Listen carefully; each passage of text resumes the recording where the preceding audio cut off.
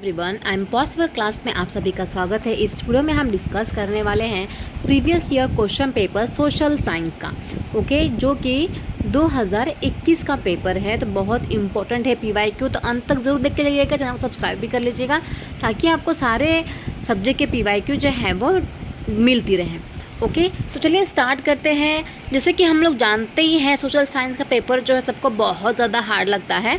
तो अगर आप पीवाईक्यू करेंगे तो आपके लिए बहुत ज़्यादा अच्छा होगा, बहुत ज़्यादा हेल्प करेगा। ओके, तो फर्स्ट क्वेश्चन क्या है आपका, ज्येष्ठाधिकार का क्या अर्थ है? ज्येष्ठाधिकार का क्या अर्थ होता है? मतलब ज्येष्ठ पुत्र अपने पिता के राज्य का उत्तराधिकारी होता है, या राज्य का विभाजन समस्त पुत्रों में कर दिया जाता है, या फिर समूह के संसाधनों पर मुखिया का अधिकार होता है, या समूह के संसाधनों पर समूह के सदस्यों का अधिकार होता है। ओके, तो ज्येष्ठाधिकार का अर्थ होता है, आपको इसके वर्ड से ही समझ में आ रहा होगा, ज्येष्ठ पुत्र का अधिकार। ओके, तो ये होता है फर्स्ट आंसर जो है वो सही है। ओके, अगर ऐसा आएगा कि जो मुग़ल हैं वो उनके हिसाब से ज्येष्ठाधिकार का क्या मतलब होता है, या वो किस चीज़ को फॉलो करते हैं, तो वो क्या फॉलो करते हैं, अपने समूह संसाधन को हर एक पुत्रों में क्या कर देते, डिवाइड कर देते थे। ओके, राज्य का विभाजन समस्त पुत्रों में कर दिया जाता था, ये मुग़ल लोग का रूल्स था।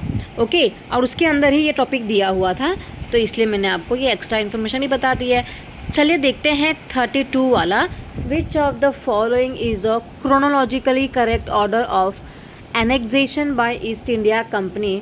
मतलब ईस्ट इंडिया द्वारा कब्जे में लिए गए प्रांतों को, ईस्ट इंडिया कंपनी ने कौन से प्रांत को अपने कब्जे में लिया था, उसको सीरीज़ वाइज बताना है आपको। ओके, तो ये है आपका सीरीज़ ABCD। पढ़ लीजिए, जल्दी से आंसर दीजिए, इसका आंसर क्या आएगा। तो देखिए, इसका जो है ना क्रम वाइज आपको बताना है। तो विंध्य की दक्षिण, अफ़गानिस्तान, सिंध और पंजाब, ये इसका सीरीज़ वाइज है। मतलब सबसे पहले ईस्ट इंडिया कंपनी ने विंध्य का दक्षिण पे कब्जा किया, फिर अफ़गानिस्तान पे, फिर सिंध और पंजाब पे। ओके, चलिए देखते हैं नेक्स्ट क्वेश्चन 33 वाला। अगर आपको वीडियो अच्छी लग रही है प्लीज़ चैनल को सब्सक्राइब कर ले, और जल्द से जल्द मेरा 1000 सब्सक्राइब कर दीजिए प्लीज़। आपकी मदद के बिना ये इम्पॉसिबल है। ओके, तो वीडियो अच्छी लगी तो अपने फ्रेंड्स को भी शेयर करें, और उनको बोलो कि वो और अपने फ्रेंड्स को शेयर करें। चलिए देखते हैं नेक्स्ट क्वेश्चन, उपयुक्त विकल्प का चयन करते हुए निम्नलिखित का सुमेल कीजिए। ओके, तो आपको क्या करना है, इसमें मैचिंग करना है। तो सैनिक वेतनाधिकारी का मतलब क्या होता है, धार्मिक प्रशम के प्रशासनिक का मतलब क्या होता है, सेना नायक क्या होता है, और नगर क्या होता है, वो आपको बताना है। ओके, तो इसका मैचिंग आपको करना है। इसका इंग्लिश में अगर एक बार देखा जाए, military of pay masters, ministry of charge of religion patrons, military commander and town police commander. इसका मतलब क्या होता है, आपको मैचिंग करना है। ठीक है, पुलिस कमांडर का मतलब होता है कोतवाल। ओके, मिलिट्री कमांडर का मतलब होता है फौजदार। ओके, तो डी का हमको मिल गया, डी का आंसर क्या है 1, एंड सी का क्या है 2। इतना देख लीजिए, डी का आंसर 1 और सी का 2 इन दोनों में दिया है। और एक देख लेते हैं, मिलिट्री पे मास्टर्स, जो पे करते हैं उसको क्या बोलेंगे, सूबेदार। ठीक है, उसको सादराज लिखा है ना, वो सूबेदार होगा। तो फिर 1 का हो जाएगा 4th, 1 का हो जाएगा 4th, मतलब ये option number 4th is correct. Option number 4th जो है इसका आंसर करेक्ट है। ओके, चलिए देखते हैं नेक्स्ट क्वेश्चन 34 वाला। निम्नलिखित 2 कथनों को पढ़ें और उपयुक्त विकल्प का चयन कीजिए। पितरादुरा उत्कीर्णित संगमरमर अथवा बलुआ पत्थर पर रंगीन पत्थरों को दबाकर बनाया गया है, या शाहजहां ने इनका प्रयोग लाल किले में राजकीय न्याय, शाही दरबार के अंतः संबंध पर बल देने के लिए किया है। ये आपको बताना है। मतलब जो पितरादुरा है ना, आर कलर्ड स्टोन, एक कलर स्टोन है और किसकी वजह से बना है ये, मार्बल एंड सैंडस्टोन के डिप्रेशन से बना हुआ है, ये बताना है सही है या गलत। और Shah Jahan use this in Red Fort, और इसका इस्तेमाल शाहजहां ने रेड फोर्ट में किया है to emphasise connection between the royal justice and the imperial court. तो देखिए इसका आंसर जल्दी बताइए, ए सही है या बी गलत है। बी, ए और बी दोनों गलत है, ए गलत है और बी सही है, ए और बी दोनों सही है। तो 34 का जो आंसर है वो आपका हो जाएगा ए और बी दोनों सही है। ठीक है, ये 7th स्टैंडर्ड की हिस्ट्री का क्वेश्चन है। अगर आप लेसन नंबर 3 या 4 का है ये क्वेश्चन, ओके, तब जाके देख सकते हैं। नेक्स्ट क्वेश्चन है, निम्न पंक्तियों के आधार पर सही विकल्प का चयन कीजिए। शिक्षा जो होती है पहले के टाइम पे मौखिक थी, गुरु जो थे वो शिष्यों की आवश्यकता के अनुसार बच्चों को पढ़ाते थे कि क्या पढ़ाना है, छात्रों को अलग अलग कक्षाओं में नहीं बांटा जाता था। गुरु छात्रों के अधिगम के स्तर के अनुसार से छात्रों के समूह से शैक्षिक आदान प्रदान करते थे। तो इसका आंसर क्या आएगा, मतलब पहले के टाइम पे देखो मौखिक मतलब जो टीचर्स होते थे वो मौखिक पढ़ाते थे, आवश्यकता के अनुसार बच्चों को पढ़ाते थे, क्लास को डिस्ट्रीब्यूट भी नहीं करते थे, सब करते थे, सबको साथ में ही पढ़ाते थे।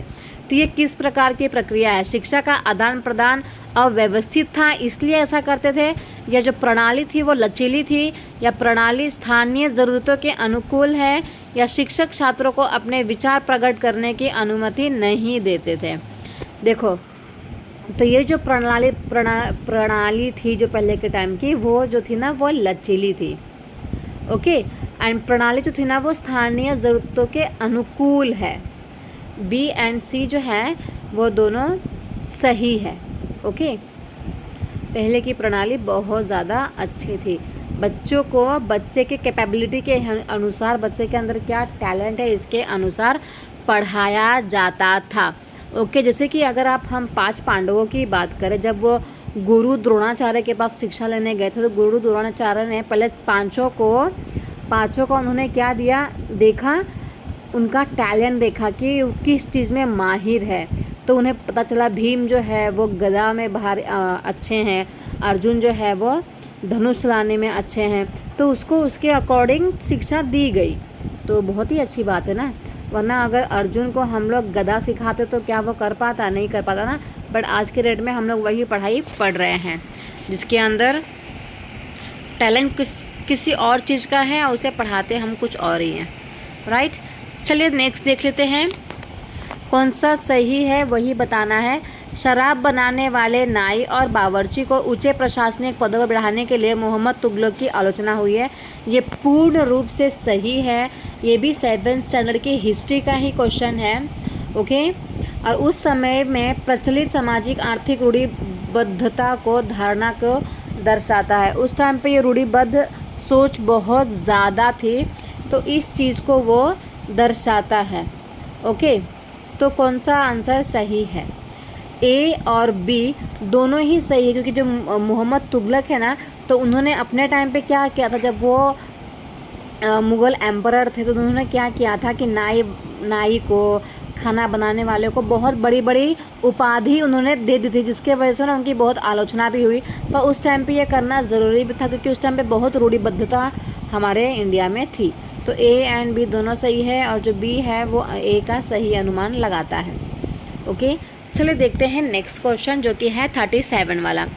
पद, वेतन एवं सैन्य उत्तरदायित्व निर्धारित करने के लिए मुगलों द्वारा प्रयोग में लाई गई श्रेणीक्रम व्यवस्था कहलाती है, ओके। मतलब पद, वेतन और two grading system use by the Mughals to fix rank, salary and military responsibility was known as. तो देखो रैंक को फिक्स करने के लिए, सैलरीज फिक्स करने के लिए और मिलिट्री रिस्पॉन्सिबिलिटी को समझाने के लिए, देने के लिए जो उन्होंने टेक्निक इस्तेमाल की, उस टेक्निक का नाम क्या है, उन्होंने कौन सा सिस्टम स्टार्ट किया था, ओके। मनसबदारी व्यवस्था, इक्तादारी व्यवस्था, जब्त व्यवस्था या जागीरदारी व्यवस्था। तो देखो जागीरदार तो उसको बोलते थे जिसके पास थोड़ा बहुत ज़मीन वगैरह रहते थे, उसको बोलते थे जागीरदार, राइट। ये कौन सी व्यवस्था है? मनसबदारी व्यवस्था है। पद, वेतन और मिलिट्री का जो उत्तरदायित्व है वो निर्धारित करने के लिए उन्हें मनसबदारी व्यवस्था स्टार्ट की थी। चल देखते हैं नेक्स्ट क्वेश्चन जो कि है 38। निम्नलिखित वक्तव्यों और ए और बी पर विचार कर सही विकल्प का चयन कीजिए। ब्रिटिश शासनकाल के दौरान भारतीय गांवों की ज़्यादातर भट्टियां अनुपयोगी हो गई थी। इसका एक कारण औपनिवेशिक सरकार द्वारा जंगल का नया नियम लागू करना था। तो इसमें से कौन सा कथन सही लग रहा है, कौन सा कथन गलत है, वो आपको बताना है।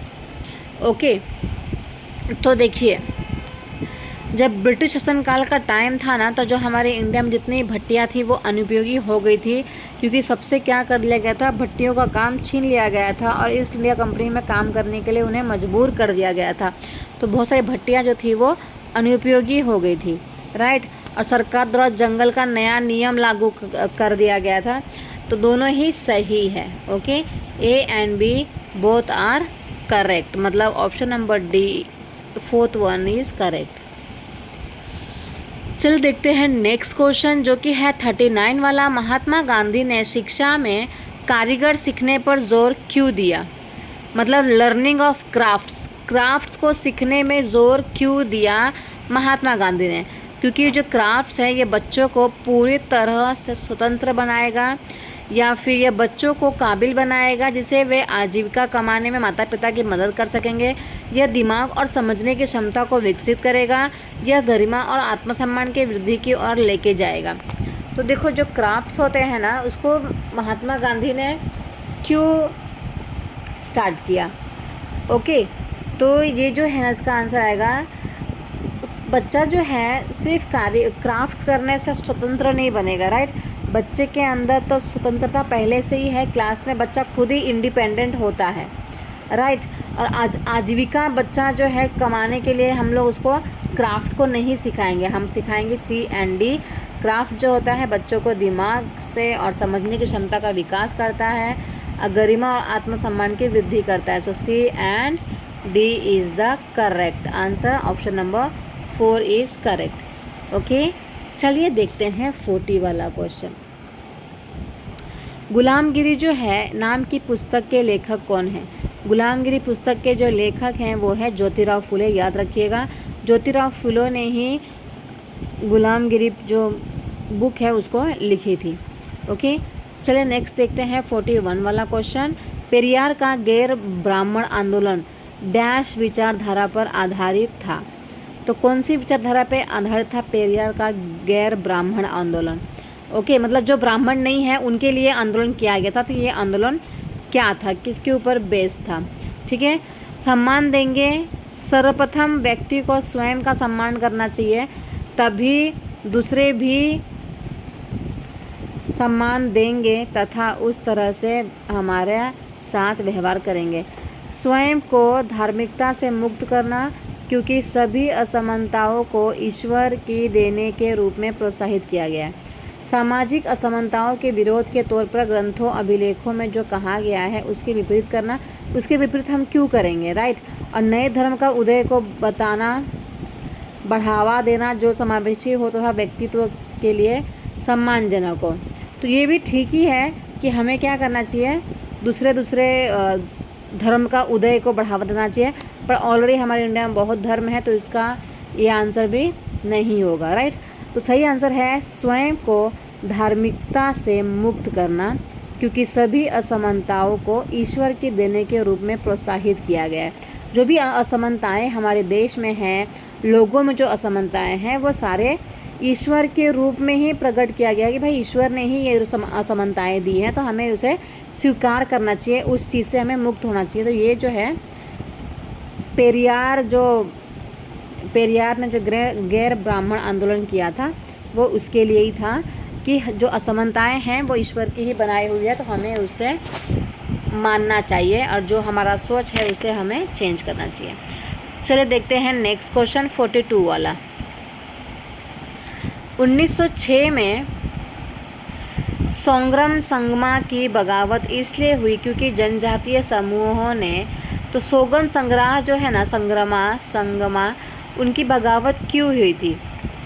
ओके, सिक्किम में ज़मीन के मालिकाना अधिकारों पर जोर दिया गया इसीलिए बगावत हुई, या मणिपुर प्रांत में अपने परंपरागत अधिकारों को जारी रखना चाहता था इसलिए बगावत हुई, असम में औपनिवेशिक वन कानूनों का विरोध किया गया, या फिर त्रिपुरा में वन क्षेत्र में बसे रहने पर जोर दिया गया? तो इसका आंसर क्या आएगा? असम में औपनिवेशिक वन कानूनों का विरोध किया। जब विरोध किया गया तब जाके बगावत हुई। ओके, चलिए देखते हैं 43 वाला क्वेश्चन क्या है। औपनिवेशिक भारत में स्टील तथा लौह धातु कर में गिरावट पर चर्चा करने के लिए आप निम्न में से कौन सा कारण देंगे? Which of the following reason would you give to discuss the decline of the Indian steel and the iron metallurgy under colonial India? Okay, तो कॉलोनियल इंडिया के टाइम पे उसका रेट क्यों गिरा? अंग्रेजों द्वारा नवाबों तथा राजाओं को हराने के परिणाम स्वरूप इंग्लैंड से आयात होने लगा था, या नए वन कानूनों ने लोगों पर आरक्षित वनों में जाकर लकड़ी इकट्ठा करने में पाबंदी लगा दी थी? तो कौन सा इसमें सही है और कौन सा गलत है वो आपको बताना है। तो देखिए इसका भी आंसर क्या आएगा? दोनों ही सही है। ए एंड बी दोनों ही क्या है? सही है, क्योंकि जब नवाबों और राजाओं को हराने का प्रयास किया गया तो फिर इंग्लैंड ने क्या किया? इंग्लैंड से आयात होने लगा हमारे यहाँ पे, जिसके वजह से स्टील एंड लोहा का जो रेट है वो कम हो गया था। ओके, एंड सेकंड क्या है? नए वन कानूनों ने लोगों पर, क्योंकि जो नया वन कानून बन चुका था ऑलरेडी, तो वहाँ पे क्या है? लकड़ी तोड़ने के लिए मना कर दिया गया था। तो ए और बी जो है वो दोनों सही है। चलिए देखते हैं next question. The concurrent list of the constitution was provided to. संविधान की समवर्ती सूची उपलब्ध कराई गई। केंद्र की शक्ति को संकेंद्रित करने के लिए, राज्य को अधिक स्वायत्तता एवं स्वतंत्रता देने के लिए, केंद्र तथा राज्यों के बीच संयुक्त जिम्मेदारी सुनिश्चित करने के लिए, समुदायों द्वारा निर्वाह किए जाने वाले जिम्मेदारियों की अलग श्रेणी बनाने के लिए। तो कौन सा ऑप्शन सही है वो आपको बताना है। ओके, तो संविधान की जो समवर्ती सूची है, मतलब कि जो concurrent list of the constitution है, उसे क्यों उपलब्ध कराया गया है? केंद्र तथा राज्यों के बीच संयुक्त जिम्मेदारी सुनिश्चित करने के लिए कि केंद्र की क्या जिम्मेदारी है और राज्य सरकार की क्या जिम्मेदारी है, उसे बताने के लिए यह समवर्ती जो सूची है वो उपलब्ध कराई गई है। ओके, चलिए देखते हैं नेक्स्ट क्वेश्चन। नेक्स्ट क्वेश्चन जो है वो है मैच द फॉलोइंग। तो आपको मैचिंग करना है अफ्रीका, अंटार्कटिका, ऑस्ट्रेलिया एंड दक्षिण अमेरिका। ओके, एंड विश्व की सबसे बड़ी नदी, एंड स्थायी मानव निवास नहीं, और द्वीपीय महाद्वीप। तो देखो सबसे इम्पोर्टेंट यहाँ पे है कि जो अफ्रीका नहीं है, जो ऑस्ट्रेलिया है ना, उसे क्या कहा गया है? आइलैंड कहा गया है, राइट? क्या कहा गया है इसको? आइलैंड कहा जाता है। ऑस्ट्रेलिया को आइलैंड कॉन्टिनेंट कहा जाता है, मतलब कि सी का आंसर क्या हो गया? 4, राइट? सी का आंसर 4 हो गया। अब देखते हैं सी का आंसर 4 कहाँ है। सी का आंसर 4 कहीं नहीं है, सिर्फ फर्स्ट वाले में ही है, मतलब फर्स्ट वाला आंसर जो है वो आपका सही हो गया है। तो इस ट्रिक से भी आपको आपके मैथ द फॉलोइंग के आंसर्स मिल जाएंगे। ओके, इसके बाद चलिए जो अफ्रीका है, अफ्रीका के पास क्या है? World longest river, right? Africa के पास वर्ल्ड लॉन्गेस्ट रिवर है जिसका नाम है नाइल। एंटार्क्टिका के पास क्या है? तो एंटार्क्टिका के पास है नो परमानेंट ह्यूमन सेटलमेंट। इसका आंसर तो आपको आता ही होगा क्योंकि एंटार्क्टिका जो है वो पूर्ण रूप से बर्फ़ से ढका हुआ है, जिसके वजह से वहाँ पर ह्यूमन बीइंग का रहना इम्पॉसिबल है। साउथ अमेरिका के पास क्या है? वर्ल्ड लार्जेस्ट रिवर है। ओके, तो आपका ऑप्शन नंबर 1 जो है वो हो चुका है सही। चलिए देखते हैं next question. Sorry, on which days do the equinox happen in India. Equinox का मतलब होता है इक्वल, दिन और रात जो होता है वो इक्वल होता है। तो इंडिया में कौन से दिन को होता है वो बताना है। 31 मार्च से लेकर 31 मार्च एंड 22 दिसंबर, क्योंकि ये इक्विनॉक्स जो होता है 2 बार होता है, ठीक है। 21 जून, 23 सितंबर, 21 जून, 22 दिसंबर, 21 मार्च एंड 23 सितंबर। ये 6 स्टैंडर्ड की ज्योग्राफी का क्वेश्चन है, पता है आप लोगों को। 6 स्टैंडर्ड की ज्योग्राफी का क्वेश्चन है और इसका आंसर आएगा 21 मार्च एंड 23 सितंबर, 23 सितंबर एंड 21 मार्च। ओके, उस टाइम पे क्या होता है, इक्विनॉक्स होता है हमारे भारत में। और इक्विनॉक्स टाइम पे क्या होता है, दिन और रात इक्वल होता है, मतलब 12-12 घंटे का होता है। भारत में किन तिथियों पर विषु होता है। चलो ये तो हो गया। Next question, which is the longest latitude on the globe. Globe पर सबसे लंबा लैटिट्यूड कौन सा है, latitude. Okay, equator, tropic of cancer, tropic of capricorn and arctic circle. तो सबसे बड़ा आपको पता होना चाहिए कि लैटिट्यूड्स क्या होते हैं। देखो, जो ऐसे ऐसे होते हैं वो होते हैं लैटिट्यूड्स, और जो ऐसे ऐसे होते हैं वो होते हैं लॉन्गिट्यूड्स। ओके, तो सबसे बड़ा जो होता है लैटिट्यूड्स वो होता है इक्वेटर, क्योंकि इक्वेटर जो होता है एकदम स्ट्रेट होता है। इसके बाद वो ऐसे ऐसे राउंड शेप में होता है, और जैसे जैसे ऊपर जाता है ना ये लाइन, वैसे वैसे जो लेंथ है उसकी कम होती जाती है। तो आंसर जो है इक्वेटर वो एकदम सही आंसर है। ओके, चलो देखते हैं नेक्स्ट क्वेश्चन 48 वाला। If it is 6:30 PM in India, what will be the time in London. London में कितना बज रहा होगा अगर इंडिया में 6:30 बज रहे हैं तो आपको क्या करना है। देखो, हमारा जो इंडिया है ना वो 5.5 घंटा आगे है। कितना घंटा आगे है, 5.5 घंटा आगे है। तो आप 6:30 में से 5.5 घंटा माइनस कर दोगे तो कितना बचेगा, 1 बचेगा ना। तो option number 4 is correct. Option number 4 is correct हो जाएगा, ठीक है। लंदन जो है, लंदन में 1 बजेगा। ओके, और हमारा इंडिया 5.5 घंटा आगे है। सो 5:30 + 1 कितना हो गया, 6:30। समझ में आ गया, माइनस करना है आपको। So option number 1 is correct. बहुत ही इजी था ये तो। चलो देखते हैं नेक्स्ट क्वेश्चन 49 के बारे में। Mushroom rocks are formed due to the erosional work of the which of the following. तो मशरूम जो रॉक बनते हैं वो किसके वजह से बनते हैं, रिवर्स, सी वेव्स, या फिर आइस ग्लेशियर्स, या तो विंड। तो ये भी आंसर बहुत ही इजी है, विंड बनते हैं जो मशरूम रॉक होते हैं। ये 7th स्टैंडर्ड की ज्योग्राफी का क्वेश्चन है। तो रेत पे जब जो से हवाएं बहती है ना तो मशरूम रॉक की तरह बन जाती है, मशरूम रॉक की तरह बन जाती है। तो विंड जो है इसका सही आंसर हो जाएगा, ठीक है। चलिए देखते हैं next question. Which of the following statements regarding the Indian peninsular plateau are correct. It is triangular in shape and its relief is highly uneven. सही है ये तो। It is a region with numerous hill range like Vindhyas and the Satpuras. Aravalli Hills, one of the oldest range of the world, border in the northeast side. The west flowing rivers Narmada and the Tapi flow through this region. तो इसका सही answer क्या होगा, जल्दी से comment कीजिए। तो इसका जो आंसर है, देखिए, जो अरावली अगर हिल्स की बात करें तो अरावली हिल्स तो पूरा राजस्थान में पहुंच जाएगा, राइट। और हमें तो सिर्फ पेनिनसुलर की बात करनी है ना। तो पेनिनसुलर जो है वो ट्रायंगल शेप का होता है। तो फर्स्ट तो सही हो गया, ठीक है।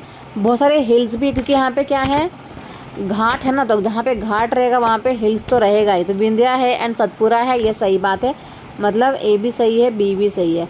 अरावली नहीं है, क्योंकि अरावली जो है राजस्थान में है, तो ये हमारे पेनिनसुलर का हिस्सा नहीं है। और नर्मदा और तापी भी यहीं से जाती है।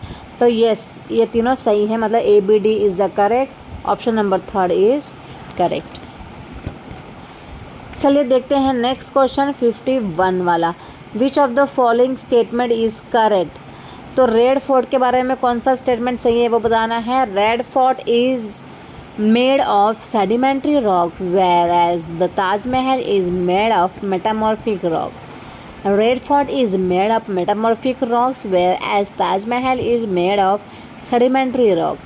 Both Red Fort and the Taj Mahal is made of metamorphic rocks. Both Red Fort and Taj Mahal are made of sedimentary rock. तो कौन सा ऑप्शन सही है वो आपको बताना है। तो रेड फोर्ट जो है ना वो लाल पत्थरों का बना है ना, देखा ही होगा आप लोगों ने। तो ये सेडिमेंट्री रॉक से बना हुआ है, ठीक है। देखो जो रॉक होते हैं वो भी 3 प्रकार के होते हैं। फर्स्ट वन होता है, नाम ही भूल चुकी हूँ मैं, सेकंड होता है सेडिमेंट्री रॉक, थर्ड होता है मेटामॉर्फिक रॉक्स, ठीक है। एंड फर्स्ट होता है इंडिजीनियस रॉक्स, इंडिजीनियस रॉक्स, ठीक है। इंडिजीनियस तो बहुत सिंपल वाला रॉक होता है। तो रेड फोर्ट का ये सेडिमेंट्री रॉक, और ताजमहल जो है संगमरमर से बना है, और संगमरमर जो है ना वो मेटामॉर्फिक रॉक की वजह से बनता है। तो option number A is correct, ठीक है। Option number 1 is totally correct है। चलिए देखते हैं नेक्स्ट क्वेश्चन 52 वाला। Which of the following wind is an example of seasonal wind. Seasonal wind के बारे में आपको बताना है, ओके।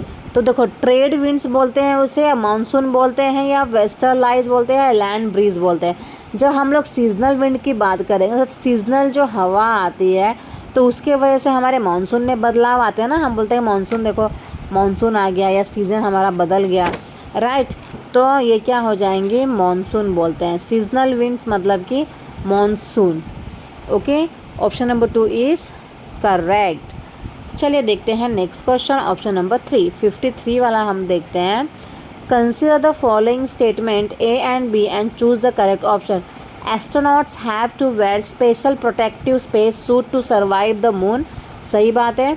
अगर हम लोग स्पेशल प्रोटेक्टिव स्पेस सूट नहीं पहनेंगे ना वो लोग, तो जो उनकी बॉडी में से ना पूरे नसें उनकी फट जाएगी, ओके। तो उनको एक स्पेशल टाइप का सूट पहनना ही पड़ता है, because there is a no air pressure on moon and blood vessels of the astronauts would burst because of the counter pressure, ठीक है। तो वहाँ पे हवा तो होगी नहीं ना, तो फिर काउंटर प्रेशर की वजह से क्या होगा, हमारा जो बॉडी का जो पूरी जितनी भी नसें हैं ना सारी फट जाएंगी। इसीलिए दोनों ही सही है, ठीक है। A and B is correct, मतलब कहाँ दिया ए एंड बी, हाँ। तो ऑप्शन नंबर 1 जो है वो हो जाएगा correct. A and B are true, B is the correct explanation of A, ठीक है। Option number 1 is correct. ये आपको मिल जाएगा 6th स्टैंडर्ड की ज्योग्राफी में। चलिए देखते हैं next question. Which country does not get covered by the Sahara desert. Sahara desert की अगर हम बात करें तो कौन सी कंट्री को सहारा डेजर्ट कवर्ड नहीं करता। तो देखो लीबिया जो है ये एक अफ्रीकन कंट्री है, ओके। ने फिर इसके बाद तुनिशिया भी अफ्रीकन है, माली भी अफ्रीका में ही, right.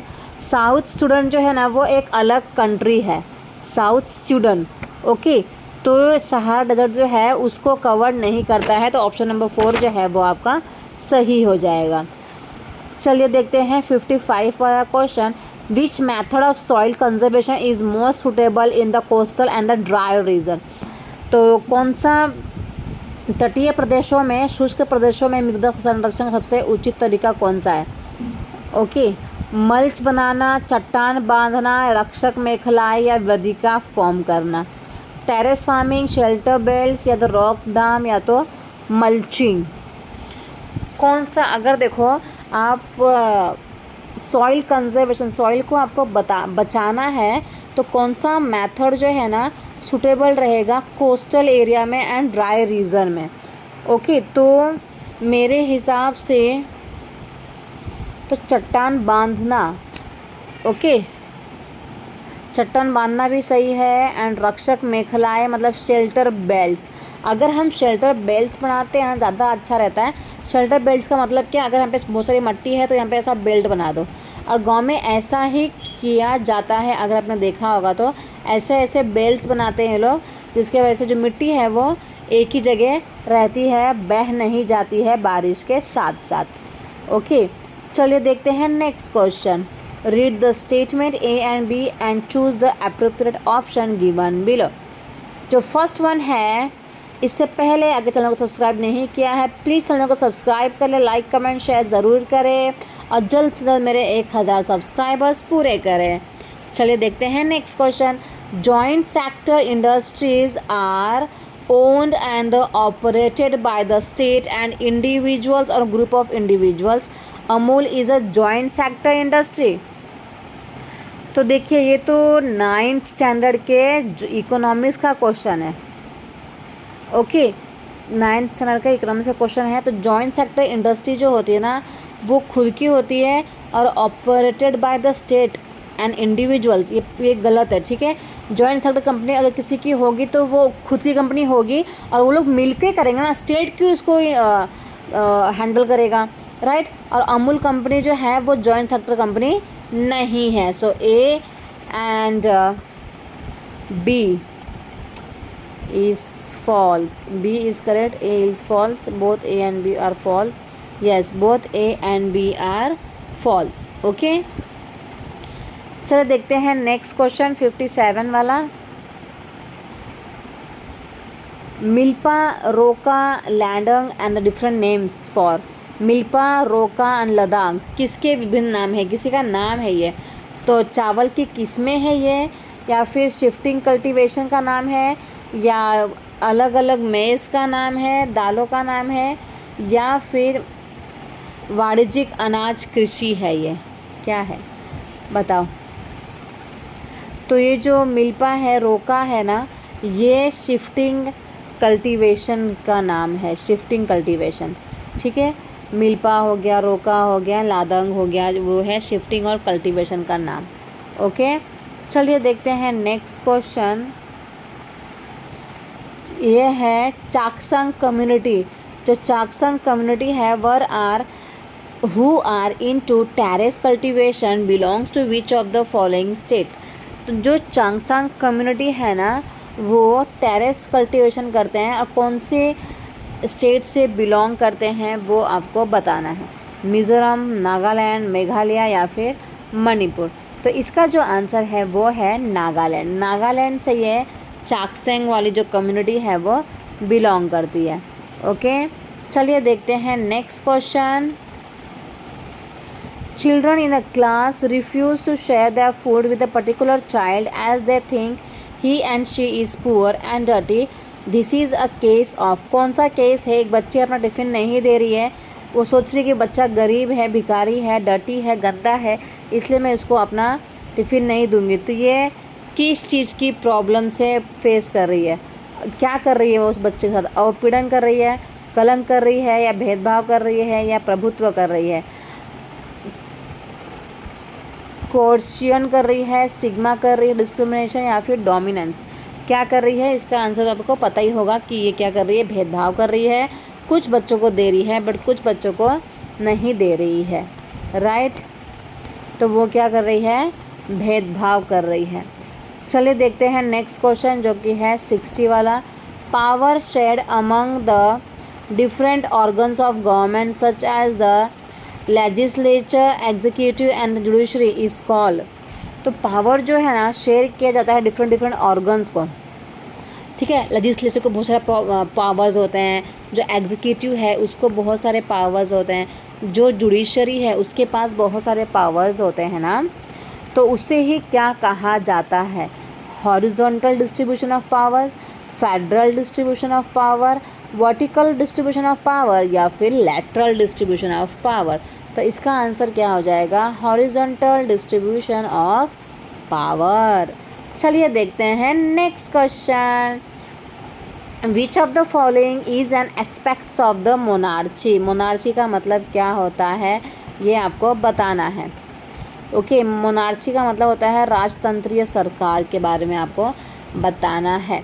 The citizens are allowed to elect their own monarch. People can raise questions about the decisions the monarch takes. Monarch has absolute powers to rule the country. The final decision making power is in the hands of the people. तो इसमें कौन सा कथन सही है वो आपको बताना है। ओके सो बताइए राजतंत्रीय सरकार का मतलब क्या होता है। Option number third is correct. देश पर राज करने के लिए राजा या रानी के पास संपूर्ण शक्तियाँ होती है, उसे ही क्या कहा जाता है? मोनार्च। मोनार्च का मतलब ही यही होता है कि जो राजा रानी होती है उनके पास पूरे क्या होते हैं? पावर होते हैं, उसी को ही क्या कहा जाता था? मोनार्च कहा जाता था। चलिए देखते हैं 62। निम्नलिखित में से किस रेशे को संसाधित करने के लिए जिनिंग मिल काम आती है? मतलब कि बहुत सारे लोगों को हिंदी में क्वेश्चन नहीं समझ में आता होगा, तो इंग्लिश में देख लेते हैं। Ginning mill is a factory meant for processing of which of the following fibres. तो कौन से फाइबर्स के लिए गिनिंग मिल का इस्तेमाल किया जाता है? रेशम के लिए, कपास के लिए, या फिर ऊन के लिए, या जूट के लिए? तो कपास के लिए किया जाता है। ओके, किसके लिए किया जाता है? कपास के लिए किया जाता है। नेक्स्ट क्वेश्चन देखते हैं।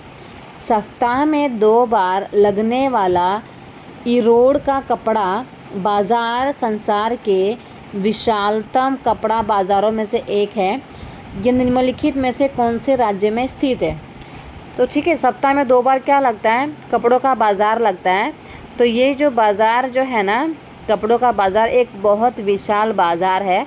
तो वो कौन से स्टेट में लगता है, ये आपको बताना है। केरला, आंध्र प्रदेश, तमिलनाडु या फिर कर्नाटका? 63 का आंसर क्या आएगा? 63 का आंसर आएगा आपका तमिलनाडु। ओके, तमिलनाडु में ही कपड़ों का क्या लगता है? एक बड़ा सा बाज़ार लगता है। चलो next question. Kaveri water dispute is between which of the following 2 states? तो कावेरी वाटर का ना झगड़ा हो रहा है 2 स्टेट्स के बीच में कि हम पानी लेंगे, हम पानी लेंगे। तो वह झगड़ा जो है किसके बीच में हो रहा है? कर्नाटका एंड तमिलनाडु के बीच में ये प्रॉब्लम हो रहा है, क्योंकि जो कावेरी नदी है वो कर्नाटका से होते होते तमिलनाडु जा रही है, और जो कर्नाटका के जो सरकार है ना, वहाँ पे क्या कर दी है? बांध बना के पानी को रोक लेती है। तो तमिलनाडु के पास पानी ही नहीं रहता, तो वो फोन करके बोलते हैं कि हमें पानी दो। तो ये भाई साहब जो है मना करते हैं पानी देने के लिए। ओके, तो ये जो प्रॉब्लम हो रही है वो हो रही है कर्नाटका एंड तमिलनाडु के बीच में। चलिए देखते हैं नेक्स्ट क्वेश्चन। पाक्षिक समाचार पत्र खबर लहरिया जो महिलाओं के एक समूह द्वारा संचालित किया जाता है, वह उत्तर प्रदेश में कौन से क्षेत्र से प्रारंभ हुआ? मतलब जो खबर लहरिया है ना, एक समाचार पत्र है, तो ये महिलाओं के एक ग्रुप द्वारा संचालित किया जाता है। तो वो कौन से स्टेट से स्टार्ट हुआ? मतलब उत्तर प्रदेश के कौन से प्लेस से? आगरा, चित्रकूट, झांसी या फिर मिर्ज़ापुर? ओके, कहाँ से स्टार्ट हुआ? तो ये स्टार्ट हुआ चित्रकूट से। कहाँ से स्टार्ट हुआ? चित्रकूट से। उत्तर प्रदेश के चित्रकूट से ये स्टार्ट हुआ। ओके, चलिए देखते हैं next question. A 12 years old child works in a glass manufacturing factory में एक बच्चा 12 साल का जो है वो काम कर रहा है फैक्ट्री में। तो कौन से फंडामेंटल राइट का यहाँ पे वायलेशन हो रहा है? राइट, कौन सा फंडामेंटल राइट के साथ धोखा किया जा रहा है और बच्चे को फैक्ट्री में भेजा जा रहा है काम करने के लिए? Cultural and educational right, right to freedom, right against exploitation या राइट टू इक्वालिटी? क्या हो रहा है बच्चे के पास?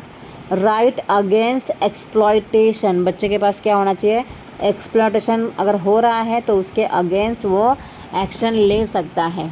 ओके, तो 66 का आंसर क्या है? Right against exploitation. मौलिक अधिकारों का बच्चे का कौन से मौलिक अधिकारों का हनन हो रहा है यहाँ पे? तो शोषण के विरुद्ध अधिकार। बच्चे का क्या हो रहा है यहाँ पे? शोषण हो रहा है। चलिए देखते हैं नेक्स्ट क्वेश्चन। भारतीय संविधान के संबंध में निम्नलिखित कथनों पर ध्यान दीजिए तथा सही विकल्प का चयन कीजिए। तो भारतीय राज्य धार्मिक क्रियाकलापों में हस्तक्षेप सुनिश्चित करता है और सभी धर्मों की भावनाओं का सम्मान करता है। भारतीय संविधान में ऐसा कोई भी प्रावधान नहीं है जो सांस्कृतिक और भाषाई अल्पसंख्यकों को शिक्षा के अधिकार प्रदान करे। तो 67 का आंसर क्या आएगा? ए और बी जो है दोनों में से कौन से सही है? तो ए और बी जो है ना वो दोनों ही क्या है? गलत है। ओके, दोनों ही आंसर कैसे हैं? गलत है। ए एंड बी दोनों गलत। चलो देखते हैं next question. The state of Assam, Nagaland, Mizoram and the Arunachal Pradesh have a common high court at which of the following cities. कौन से सिटी में है कॉमन हाई कोर्ट? ओके, तो इसका आंसर क्या है बताइए। ऐजवाल में है, कोहिमा में है, गुवाहाटी में है या ईटानगर में है? तो आपको सबसे अच्छा नाम और सबसे हाई फाई नाम इसमें कौन सा लग रहा है जिसको आप जानते भी होंगे? तो गुवाहाटी का नाम जानते ही है ना आप लोग। इसका इतना नहीं जानते होंगे जितना गुवाहाटी को जानते हो आप लोग, right. So Guwahati is the correct answer. चलिए देखते हैं अब नेक्स्ट क्वेश्चन। तो जो नेक्स्ट क्वेश्चन है आपका वो है द वर्ड दलित मीन्स। ये 6th स्टैंडर्ड के सिविक्स का क्वेश्चन है। दलित का मतलब क्या होता है? दलित का मतलब होता है ब्रोकन। क्या होता है? ब्रोकन। ठीक है, ये तो आपको फर्स्ट चैप्टर में ही मिल जाएगा। इसके बाद देखते हैं next question. If a group of people prevent labours from other states from working in the states which fundamental right of the workers is violated. मतलब कुछ लोग किसी अन्य प्रदेश के श्रमिकों को अन्य प्रदेश में काम नहीं करने देते हैं। ठीक है, मतलब एक राज्य का है और दूसरे राज्य में जॉब नहीं कर सकता है, तो इसमें कौन से मौलिक अधिकार का उल्लंघन हो रहा है? स्वतंत्रता का अधिकार, समानता का अधिकार, शोषण के विरुद्ध अधिकार या जीवन का अधिकार? तो कौन सा अधिकार छीना जा रहा है? यहाँ पे हो रहा है स्वतंत्रता का अधिकार। स्वतंत्रता के अधिकार का यहाँ पे उल्लंघन हो रहा है। जो भी लोग हैं वो स्वतंत्र ही नहीं है कि कहाँ उनको जॉब करना है, कहाँ नहीं करना है।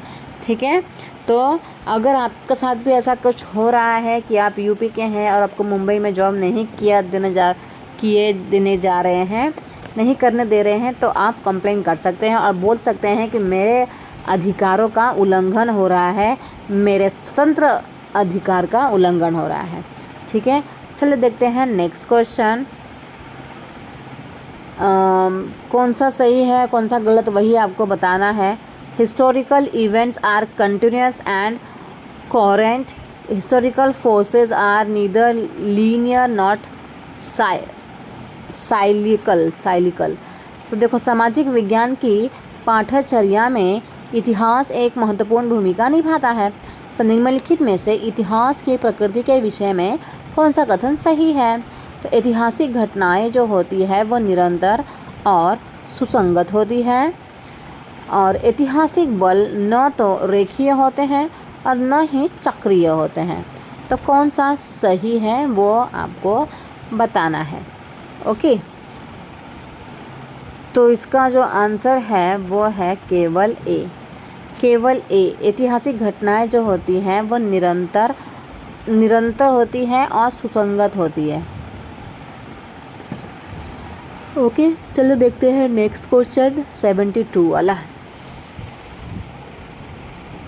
The grand generalisations and the applicability of universal theories to explain the human conditions were questioned under which approach of geography। मतलब बृहद सामान्यीकरण तथा मानवीय दशाओं की व्याख्या करने वाले सार्वभौमिक सिद्धांतों की प्रयोज्यता पर प्रश्न भूगोल के किस उपागम के अंतर्गत उठाए गए हैं? ओके, तो रीजनल एनालिसिस या फिर मार्क्सिम्स या स्पेशल्स ऑर्गेनाइजेशन या तो पोस्ट मॉडर्निज़्म।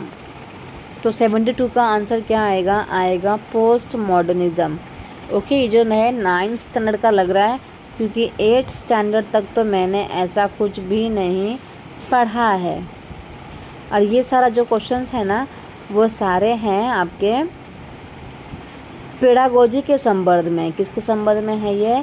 पेडागोजी के संबंध में। और ये वीडियो जो है बहुत ज़्यादा बड़ी होती जा रही है, तो ये जो एक्सप्लेनेशन है हम नेक्स्ट वीडियो में करेंगे। तब तक के लिए बने रहे आई एम पॉसिबल क्लास में। चैनल को सब्सक्राइब कर लें, लाइक कमेंट शेयर ज़रूर करें और मेरी मदद करें 1000 सब्सक्राइबर्स को पूरा करने में। Thank you so much everyone. जल्द से जल्द मेरे 1000 सब्सक्राइबर्स करवा दीजिए। आप लोग अपने फ्रेंड्स को शेयर करें, फैमिली को शेयर करें और उनको भी बोलें कि वो अपने फ्रेंड्स को शेयर करें। Thank you so much. मिलते हैं नेक्स्ट वीडियो में। Bye bye.